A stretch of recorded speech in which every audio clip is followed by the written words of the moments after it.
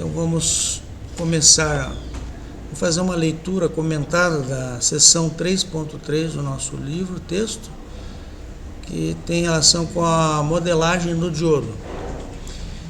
Nas sessões anteriores nós estudamos as características elétricas do diodo, que é aquela curva tensão corrente, né? Como é que o diodo se comporta eletricamente, tanto para a polarização direta quanto para a polarização inversa. Agora nós podemos analisar diodos, né, em condição direta, como é o caso da figura 3.10. Consiste de uma fonte CC, não vou passar para a figura, né, com um valor VDD, o valor da fonte de tensão, um resistor R e um diodo. Então são três componentes só: fonte, resistor e diodo. Então o nosso objetivo é determinar a tensão no diodo, que nós chamamos de V maiúsculo índice D, e a corrente no diodo, que representamos por I maiúsculo D. Como o resistor é fixo, a fonte é fixa e o diodo é fixo, né? Então esses valores aqui que vão aparecer, VD e D, são constantes. Então o que nós vamos procurar fazer são utilizar diversos modelos para nos ajudar em nossa análise. Nós já conhecemos o modelo do diodo ideal, que é uma chave, e já conhecemos o modelo exponencial, que é uma equação. Vamos também pensar qual é a conveniência de empregar um modelo ou outro em diversas situações. Qual é o modelo mais adequado para o tipo de análise que nós vamos fazer. Vamos elaborar outros modelos na sessão, vamos ver outros modelos, discutir conveniências e qual é a utilidade desse material. Projeto de circuitos com diodos,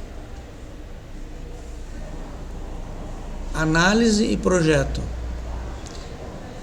Então, aqui nós vamos ver os fundamentos para modelagem de operação de transistores também, porque os transistores são junções PN, transistor bipolar de junção, são diodos também, são junções PN, são compostos de junções PN. E só que essa parte de junção de transistores, ela não é estudada nessa disciplina, ela vai ser estudada na disciplina de Eletrônica Analógica 2.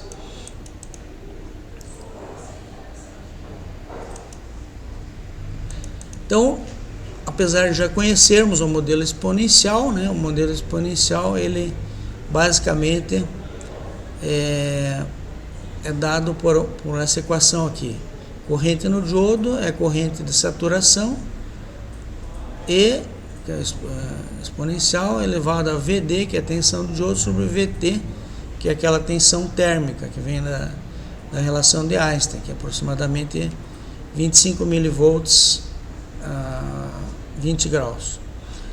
Então aqui nós temos que determinar IS, né? Então se queremos ID e temos VD, nós calculamos ID por essa equação. Podemos isolar também aqui o VD e calcular ID, quer dizer, ou que isola a corrente no diodo ou a tensão no diodo, uma variável a ser calculada. Uma outra equação que nós podemos utilizar vem do circuito. Então, quando nós aplicamos Kirchhoff no circuito, a gente tem que a corrente ID é dada pela tensão da fonte menos a tensão no diodo. Isso aqui dá a tensão no resistor. Se eu tenho a tensão no resistor, divido por R, porque é um circuito de série, eu tenho a corrente no diodo, que é a mesma corrente no circuito. Então essas duas equações combinadas aqui vão servir para que nós possamos calcular a corrente e a tensão no diodo. Vamos dizer, mas por que eu já não calculo direto né? Porque o diodo, sendo um elemento não linear, a resistência dele muda em cada ponto. Então eu não tenho a resistência do diodo inicialmente. Então eu preciso utilizar métodos para sobrepujar, para vencer esse problema da não linearidade. Então aqui temos essas duas equações básicas, uma vem do modelo exponencial e outra vem do circuito. Naturalmente essas equações relacionam aí as coisas que são importantes, né, que nós temos, os constantes, etc. Uma maneira muito utilizada é a chamada análise gráfica. Então o circuitinho que nós estamos analisando é esse aqui, fonte, resistor, diodo, né? A convenção para a corrente, a convenção para tensão, né? Quando a tensão é positiva, ela tem esse positivo aqui na parte do anodo, negativo no cátodo. A corrente, quando ela é considerada positiva, é quando ela circula nesse sentido horário. Então são só 3 elementos. Então nós podemos utilizar um gráfico aqui que relaciona a corrente no circuito e a tensão. Nós vamos aqui utilizar a corrente do circuito é a mesma, a tensão aqui é a tensão sobre o diodo. Naturalmente vamos supor então que dispomos aqui dessa curva exponencial que é a característica do diodo. Como é que varia a corrente e tensão no diodo? E podemos traçar uma reta baseada na segunda equação da lei de Kirchhoff, que ela é uma reta, né? Porque nós podemos considerar um I minúsculo aqui, um V minúsculo, né? Para traçar essa reta. Isso aqui é a equação de uma reta. Se nós colocarmos o valor certo da tensão no diodo e da corrente, nós temos um ponto. Mas se nós escrevermos aqui como variável corrente no diodo e tensão no diodo, nós traçamos essa reta aqui. Essa reta tem um ponto de máxima corrente, que é VDD sobre R, que quando a tensão no diodo é 0. É só você fazer 0 aqui, você tem ID é VDD sobre R. E tem um outro ponto que é a tensão máxima no diodo, que é a tensão da fonte. Não pode ter maior tensão que a da fonte, que é quando a corrente é 0, né? Então quando você faz 0 aqui, você tem que a tensão no diodo é igual à tensão da fonte. Então esses dois pontos servem para traçar a reta. E agora temos aqui então a curva do diodo interceptando com a reta num ponto específico, que é chamado ponto de operação, ponto Q, também é usado a nomenclatura ponto de repouso, ou quiescente, por isso que é ponto Q. É justamente nessa interseção aqui que o método gráfico nos fornece o que acontece no circuito em termos de tensão no diodo e corrente no diodo. Então basta para isso ter os valores e traçar a reta, ter a curva do diodo, traçar essa reta. Uma outra possibilidade de achar a corrente e a tensão no diodo é fazer uma análise iterativa. Iterativa você vai, calcula uma vez, depois volta, calcula outro, vai aperfeiçoando o teu modelo, né? Então as equações 3,6 e 3,7, que são essas aqui, podem ser resolvidas por esse método. Vamos ver como é que isso acontece. Então, o exemplo 3.4 pede: determine os valores da corrente ID e da tensão VD para o circuito da figura 310. Esse 310 é aquele bem manjado, nossos 3 componentes, né? Fonte, resistor e diodo. E aqui ele nos dá o valor da fonte 5 volts, dá o valor do resistor, e supõe que a corrente do diodo seja de 1 mA para uma tensão de 0,7 volts. Quer dizer, ele, de alguma forma ele está dando um parâmetro aqui, uma âncora para você ter um ponto de referência para o diodo que você está usando.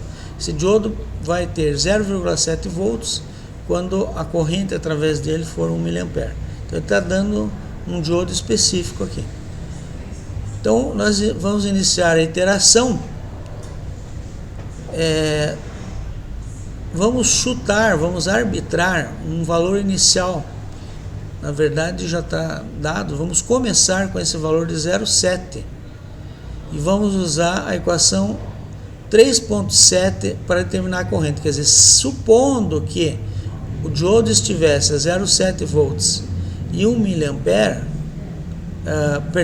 0,7 volts, supondo que o diodo tivesse um valor de 0,7 volts, qual seria a corrente neste circuito?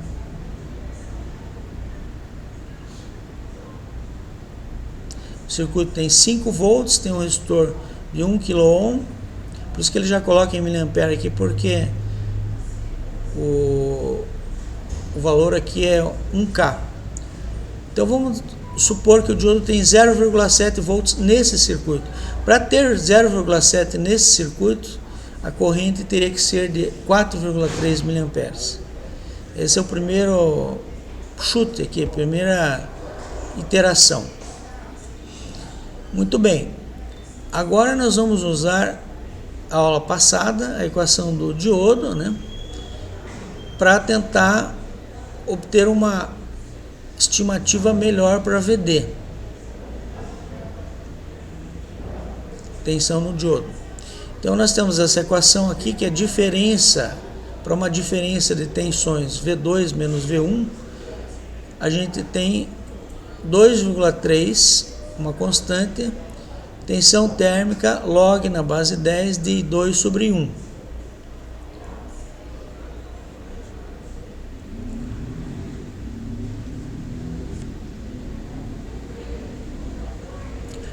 Já para facilitar esse cálculo aqui, a gente já substitui essa constante aqui por 60 milivolts, que já é uma temperatura conhecida, nós sabemos a tensão térmica, né? Então já facilita por aqui o valor de 60 milivolts, tá? E aqui isolamos uma segunda tensão, isso aqui é a primeira tensão, a segunda tensão. Passamos a escrever V2 igual a V1 mais 0,06, que é os 60 milivolts, log de 2 sobre 1. Onde o V1 é a primeira tensão, 0,7 volts. A corrente para essa tensão foi dada, que esse diodo teria em 0,7 1 mA, né?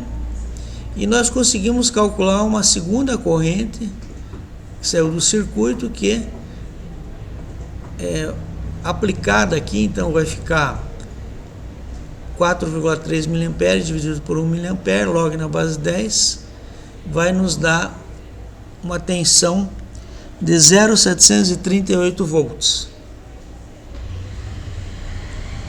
Então o resultado da primeira iteração é que nós temos uma corrente de 4,3 mA para uma tensão de 0,738 volts. Primeira iteração. Continuamos. Agora nós vamos melhorar aqui, aproximar mais esse modelo da equação lá de cima. Essa aqui que eu estou circulando, né, que a gente supôs que tinha 0,7. Agora nós já temos uma melhor aproximação, 0,738. Isso nos dá uma corrente de 4,262 mA. Então, nós vamos utilizar agora a tensão 0,738, a corrente de 4,262 com a corrente anterior, que era 4,3 mA. Então chegamos a 0,738. Portanto, com esses valores, né? A segunda iteração produziu 4,262 com 0,738. Na primeira iteração nós tínhamos 4,3, agora temos 4,262. Tínhamos 0,738, continuou 0,738. Como duas iterações mostram que não teve muita variação, então não precisamos fazer uma terceira iteração. Então já foi uma boa aproximação.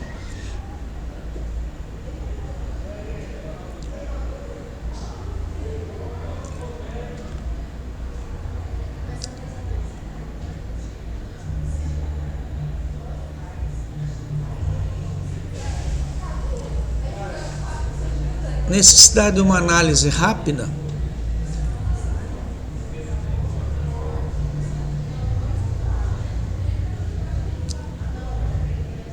Se usarmos esse procedimento iterativo, geralmente a gente, com 2 ou 3 iterações, resolve um problema.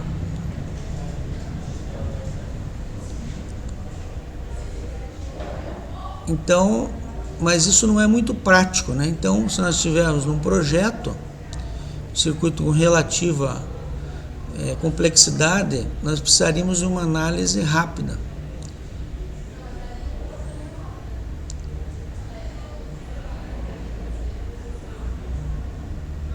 Para agilizar o processo da análise, é preciso que nos contentemos, né, com resultados menos precisos. Quer dizer, se você quer mais precisão, você vai fazendo iterações, faz esse modelo, mas às vezes nós podemos aceitar determinadas aproximações, perde na precisão, mas você ganha na velocidade de análise. Com isso, raramente é um problema. O fato de você perder a precisão não é tão problemático, porque às vezes você pode deixar a análise mais precisa para o final, por exemplo, e pode também fazer uso de programas que dão essa precisão, que nós temos hoje disponibilidade, por exemplo, o SPICE, né?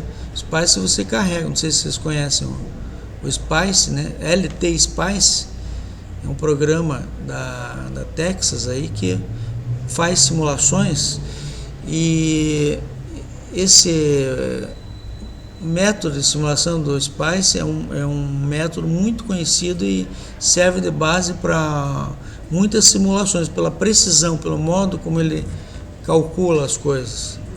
Então você também tem a possibilidade, olha, não vou fazer ali, eu estou vendo uma partezinha do circuito ali, vou fazer uma análise mais ou menos, qual que é a diferença de 0,77 para 0,73, alguma coisa, né? Se você quer chegar a uma conclusão lá.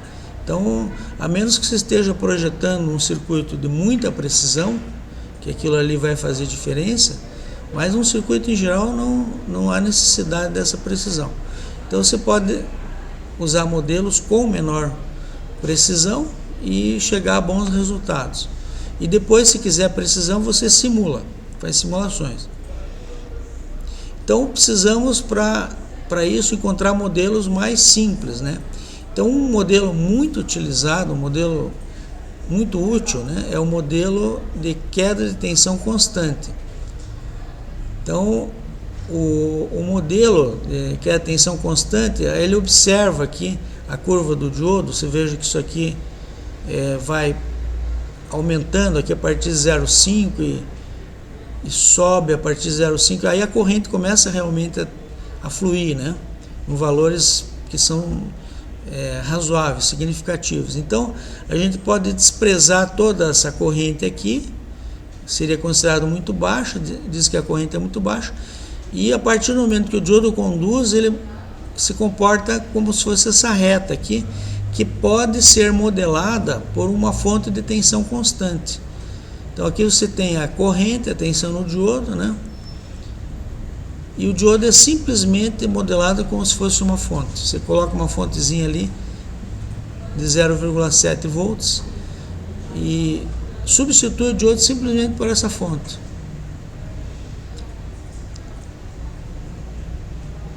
Então se assume que a tensão do diodo é 0,7, então se já tem a primeira estimativa, opa, se a fonte de tensão é constante, a corrente é aproximadamente 4,3 mA. É uma boa aproximação. O que não é muito diferente do que nós obtivemos aqui, né? A gente chegou a 4,262 miliamperes, né? 4,2 miliamperes, 4,5, pode ser considerado aceitável.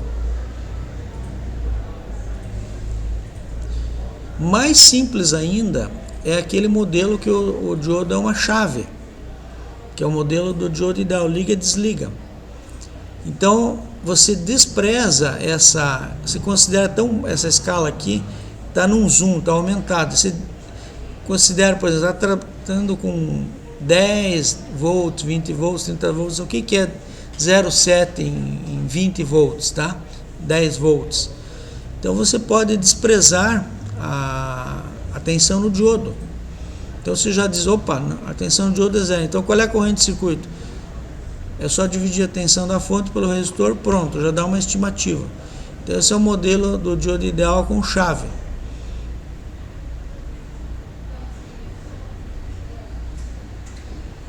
Aqui temos alguns exercícios, né, que eles vão testar, vão ampliar nosso conhecimento aqui dessa parte. Então aqui no exercício 3.12, né?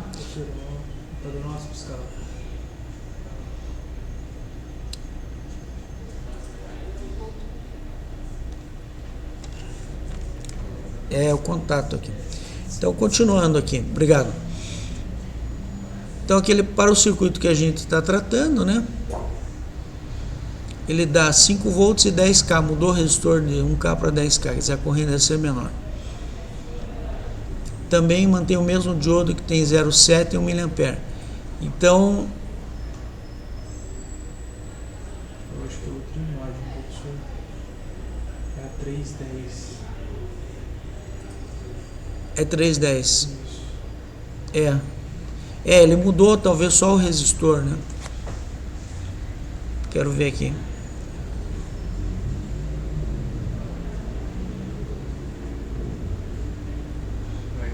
É esse aqui. É o circuito que nós estamos utilizando aí para calcular a corrente de tensão no diodo. Então,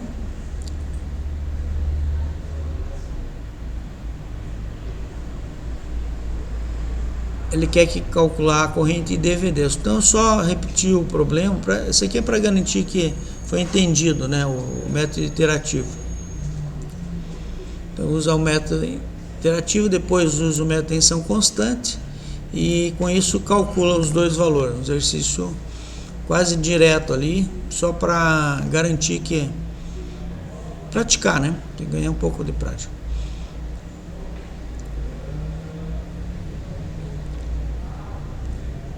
Aqui agora já muda um pouquinho.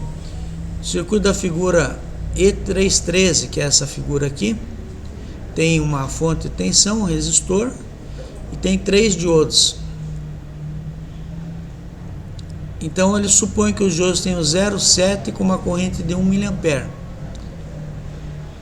E pede para você projetar, é um exercício bem interessante isso aqui, a tensão de saída para 2,4 volts. Quer dizer, aqui é uma preocupação de ter uma precisão, tá? Então esse exercício já exige um pouquinho mais de raciocínio, porque se ele tivesse 1 mA aqui, 0,7, ele teria 2,1 volts. Então provavelmente a corrente é um pouquinho maior. Nós vamos ter que saber qual deve ser a corrente para a tensão desse diodo mais dessa aqui. A tensão somada dos 3 diodos dá igual a 2,4 volts. É um pouco mais desafiador.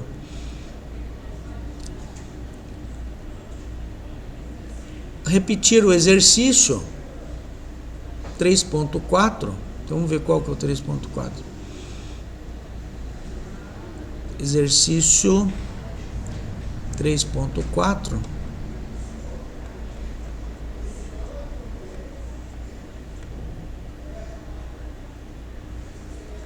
Bem no começo lá.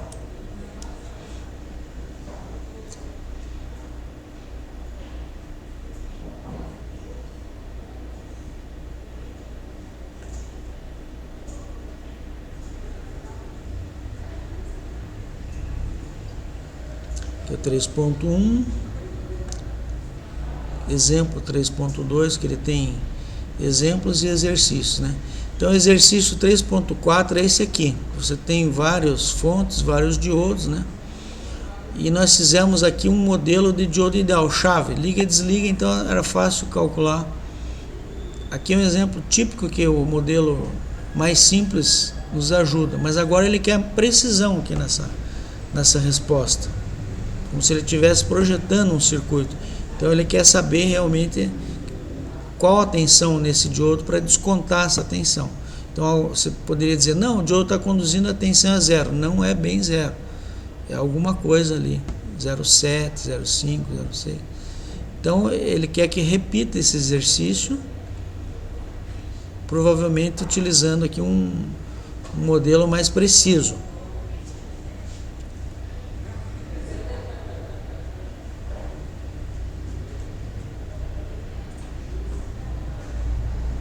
Voltamos aqui para a seção 3.3, quer dizer, ele pediu, já que ele apresentou modelos, outros modelos, né? Ele está recalculando os exercícios anteriores.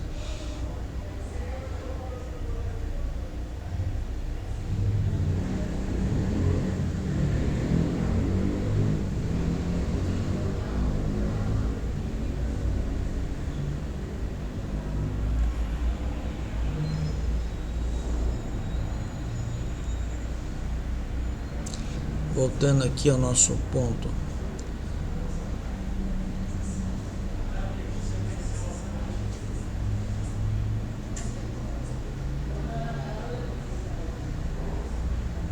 Então tem que, para resolver esse exercício aqui, tem que voltar ao 3.4, né? Mas ele não está pedindo assim, está pedindo para usar o modelo de queda de 0,7, que é a bateria. Então não há necessidade aqui de utilizar o modelo iterativo, né?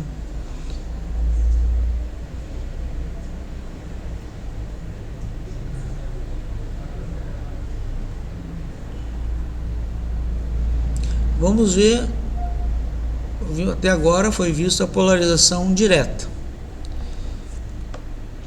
Modelos para representar o diodo em polarização direta. Será que em polarização inversa temos semelhanças? Então, a curva ID muito acentuada que o diodo exibe na região de ruptura inversa, e a queda de tensão quase constante que isso indica, sugerem que podemos usar diodos operando na região de ruptura para amplificação e no projeto de circuitos cujo objetivo seria manter corrente contínua quase constantes. São chamados reguladores de tensão. Então nós vamos relembrar. O diodo na região de polarização inversa ele tem uma corrente muito baixa, mas quando ele entra na região de ruptura ele começa a aumentar a corrente rapidamente, polarizado inversamente, e mantém praticamente a tensão constante. É como se fosse aquela curva na região direta reproduzida para inverso, só que corrente muito baixa e uma tensão muito alta que ocorre a ruptura.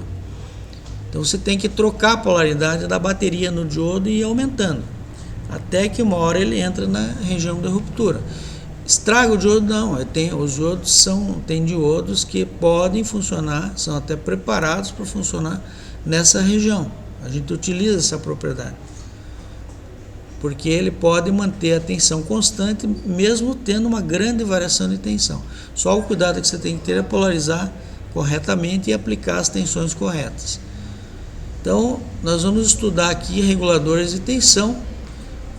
Vamos utilizar esse conceito. Nós temos, já falamos sobre os dois mecanismos de avalanche e Zener, né?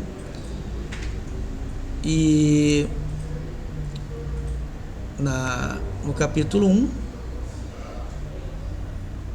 e o diodo, a construção do diodo, isso é, os níveis de dopagem dele, como ele é fabricado, é que determina se ele vai ser um tipo de diodo, vai ter um tipo de avalanche mais por Zener ou mais por ruptura, vai apresentar uma ruptura mais por avalanche ou mais do tipo Zener.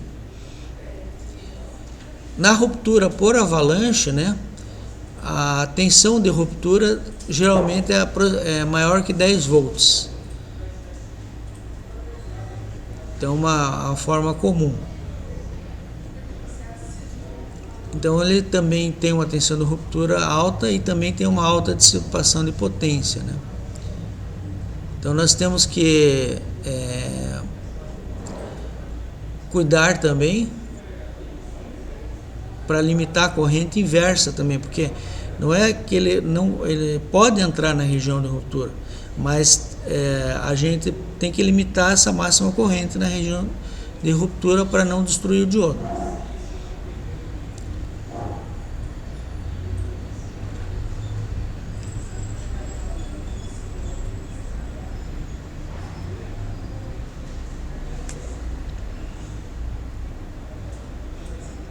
Tem algumas aplicações interessantes, que são os fotodiodos de avalanche, que às vezes você aplica um pequeno estímulo e ele aumenta como um efeito multiplicador, né? Então são fotodiodos de avalanche. Então incide um pequeno feixe de luz, né? Uma pequena incidência de luz, mas ele consegue transformar aquela incidência de luz numa corrente significativa. Ele é especialmente fabricado para isso. Tudo isso aí é técnica de fabricação, mais dopagem, menos dopagem, né? Então, pode ser usado como sensores, quer dizer, você vai ter pulsos de luz fraco. Ruptura Zener e diodo Zener. Existem os diodos Zener, né, que tem uma tensão constante VZ para uma ampla faixa de variação de corrente. Depois a gente vai ver o símbolo do diodo Zener, né, e a tensão Zener. Vai aparecer mais adiante a curva tensão corrente, já vai aparecer. O fabricante geralmente especifica vários parâmetros chaves, como a gente vai ver na figura. Parâmetros chaves: tensão reversa, VZT, T vem de teste. O fabricante especifica uma tensão de teste e uma corrente de teste, né? Que é o ponto principal de operação do diodo. Geralmente essas tensões de teste estão abaixo de 10 volts. Existe uma corrente chamada de joelho, que é quando você considera que é a corrente que você entrou na região de ruptura. Esse IZK, esse K vem de knee, que quer dizer joelho em inglês. Também o fabricante diz, bom, esse Zener é de meio watt e 6,8 volts. Então essa aqui é a potência que ele pode dissipar com segurança. Geralmente a gente calcula o circuito abaixo dele, não deixa ele nesse limite. Então, por exemplo, um diodo Zener meio watt, 6,8 volts, pode operar com segurança até uns 70 mA. Coeficiente de temperatura, conhecido como TENCO, é quantos milivolts por grau Celsius. Isso aqui a gente vai ver que com a temperatura existe uma variação da tensão Zener. 20 graus a tensão Zener é um certo valor. E quanto seria se subisse para 100 graus? Então, esse coeficiente que nos ajuda a dizer qual é a variação da tensão Zener com a temperatura. Outro parâmetro nós chamamos Rzinho minúsculo Z, que é chamada resistência incremental. Ela relaciona as mudanças de corrente, ΔI, com a mudança da tensão reversa. Então, ΔV é igual a RZ vezes ΔI. O RZ está inversamente, como a curva é corrente e tensão, então a inclinação dessa curva, o RZ tem a ver com a inclinação da curva, né? Então é inversamente proporcional à inclinação. Valores mais baixos de RZ indicam a curva mais íngreme, portanto uma tensão reversa mais constante, quer dizer, nós gostamos quando o RZ é baixo, que a variação de tensão, RZ é ΔV por ΔI. Então nós temos um grande ΔI e um pequeno ΔV no numerador. Então quanto menor o ΔV para um determinado ΔI, menor a resistência incremental. Ele vai mostrar a característica quase linear de um diodo Zener na figura seguinte, né? VZO é um ponto imaginário no qual a linha reta da inclinação 1 sobre R intercepta o eixo das tensões. Não confundir o VZK com o VZO. O VZO é mais teórico, o VZK é tensão de joelho. Mas eles são muito próximos. Então, se você quiser representar na região de polarização inversa, ou Zener, você também tem uma equação de uma reta. Tensão Zener vai ser o VZO, que é quando a reta intercepta o eixo, a resistência incremental e a corrente Zener. Isso aqui dá uma reta. Então eu estou falando disso aqui. Polarização inversa, né? Aqui é o nosso tensão de joelho, aqui é a nossa corrente Zener de teste, tensão Zener de teste. Aqui essa reta vai encontrar em VZO, aqui é a tensão de joelho, elas são muito próximas, né? Aqui a tensão Zener de teste, esse ponto aqui no meio, mais ou menos. A inclinação da reta é 1 sobre R. A resistência pode ser calculada aqui como ΔV. Um ΔV com, por exemplo, daqui, dessa metade para cá, você tem um delta daqui desse ponto até esse, tem uma variação de tensão e tem uma variação de corrente. Então pode usar para calcular a resistência incremental do Zener. Então, se nós modelarmos tudo que a gente falou até agora, temos que modelar essa reta aqui.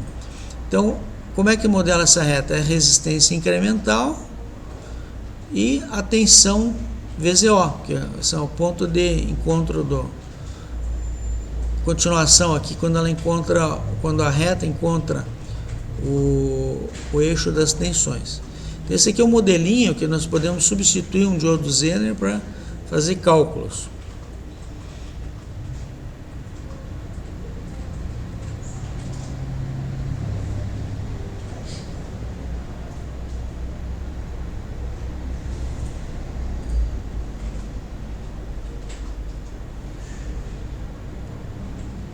Essa figura aqui, então, que ele citava, a figura 3.13, né? E em seguida, você vai ter aqui alguns exercícios nessa direção aqui. O diodo na figura 3.10 possui uma tensão de pico reversa de 30 volts. Qual é a tensão mínima VDO que garantirá a operação segura?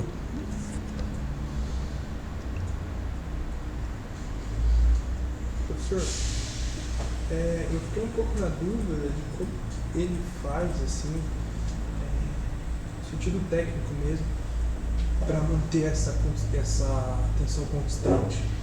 Porque olhando pro gráfico parece que assim, se você aumentar, a única coisa que vai acontecer é que ele vai aumentar muito a corrente. Mas isso aí não vai ocasionar de tipo, estragar o Exato, motor? sim. É justamente que esse exercício, eu estou respondendo, ver se eu entendi a tua pergunta, né? Você disse que está olhando no gráfico, né? Isso. Você está olhando nesse gráfico aqui. Uma hora ele vai extrapolar. Do Zener ou do... Eu estou olhando esse... Que figura seria? O modelo do pequeno sinal, acho que é a figura... Ah, então é do Zener aqui. Isso. Aqui, ó. Ele está olhando a figura 3.13, né? E está perguntando qual que pode ser a variação da... Porque assim, ele vai, se eu subir suportável, a tensão, né? ele vai aumentar bastante a corrente. Sim. Só que aí ele vai ficar no limite do resistor, seria isso? Isso, você vai ter que colocar um resistor externo para chegar até um valor aqui que nós chamamos corrente Zener máxima. Então você vai projetar quem vai garantir que ele não estrague o diodo é alguma limitação de um resistor, uma resistência externa. Então você pode ter a tensão Zener. Qual é a potência? A potência é 1 watt, 500 miliwatts.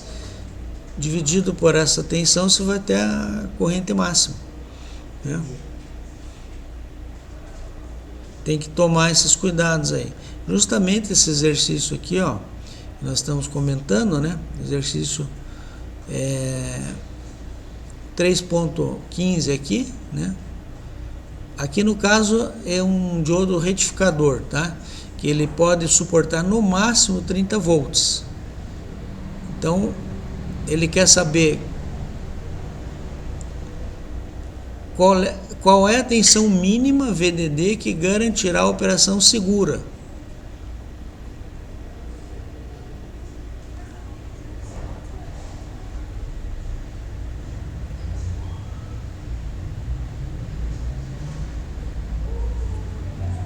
Quer dizer, o circuito 310 ele tem o diodo polarizado diretamente, mas se você inverter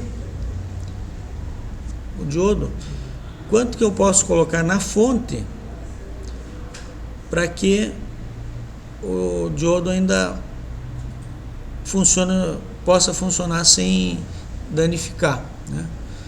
E a outra pergunta, se você tiver um Zener de 200 miliwatts e 3,5 volts com uma corrente de teste de 10 miliamperes, então aqui é a potência máxima, esse aqui é a tensão Zener, né? Você compra o diodo Zener pela potência e pela tensão.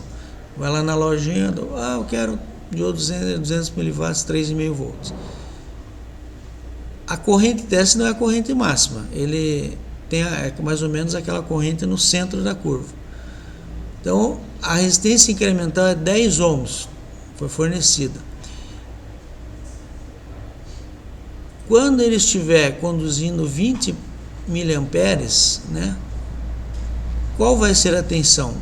Porque ele vai estar 3,5 volts, mas para 10 miliamperes, mas se eu for aumentando, a corrente vai aumentando também. Qual é a tensão que vai me dar o 20 miliamperes? Para onde você recorreria? Para aquela equação da reta. Qual é a corrente máxima que ele pode dissipar com segurança? Aí você tem que ter 200 miliwatts, né? E chegar de alguma forma ao valor dessa corrente.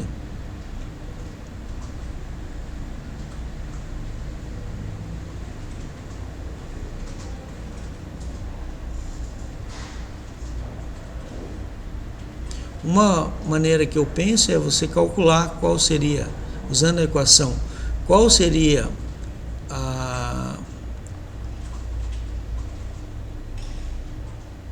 a tensão Zener quando ele estiver com 20 perdão, aqui dá uma pensada aqui, o que ele vai fazer, qual a corrente máxima que ele pode dissipar com segurança